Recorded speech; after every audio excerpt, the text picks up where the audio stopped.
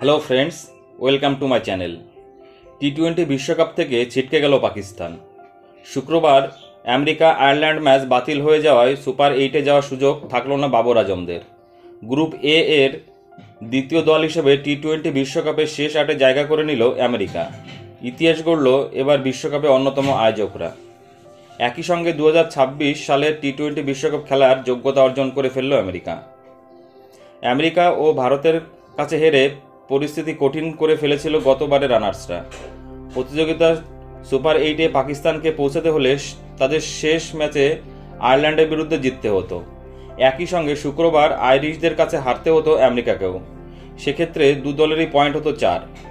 Net run rate আমেরিকার টপকে super 8-এ যাওয়ার সুযোগ থাকত পাকিস্তানের।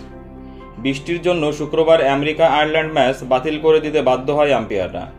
টস করাও সম্ভব হয়নি এদিন। ভারতীয় সময় 5 ওভার ম্যাচ শুরু সময় ছিল 11:45, কিন্তু 11টা নাগাদ ফ্লোরিডায় আবার বৃষ্টি শুরু হয়। এরপর আর ম্যাচ আয়োজন করা সম্ভব ছিল না। আম্পায়ারদের সঙ্গে আলোচনা করে ম্যাচ রেফারি জাবাগাল শ্রীনাথ ম্যাচ বাতিলের সিদ্ধান্ত নেন। ম্যাচ বাতিল হতেই প্রথমবার টি-20 বিশ্বকাপে শেষ 8-এ জায়গা করে নিল আমেরিকা। আয়ারল্যান্ডের সঙ্গে ম্যাচ বাতিল হওয়ায় 4 ম্যাচে 5 পয়েন্ট হলো আমেরিকার। পাকিস্তানের পক্ষে 4 পয়েন্টের বেশি পাওয়া সম্ভব নয়। 2 পয়েন্ট ঝুলিতে থাকা বাবরদের খেলা বাকি শুধু আয়ারল্যান্ডের সঙ্গে। সেই ম্যাচে জিতলেও 4 পয়েন্ট হবে গতবারের রানার্সদের।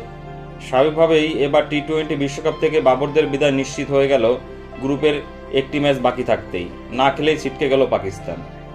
বন্ধুরা, তোমাদের কি মনে হয় পাকিস্তানের এই পরাজয়ের কারণ কি? প্লিজ কমেন্টস করে জানাবে। আর চ্যানেলটি ভালো লাগলে অবশ্যই লাইক, কমেন্টস এবং শেয়ার করে দিও বন্ধুরা, এবং চ্যানেলটি সাবস্ক্রাইব করে দিও। সকলে ভালো থেকো, ধন্যবাদ।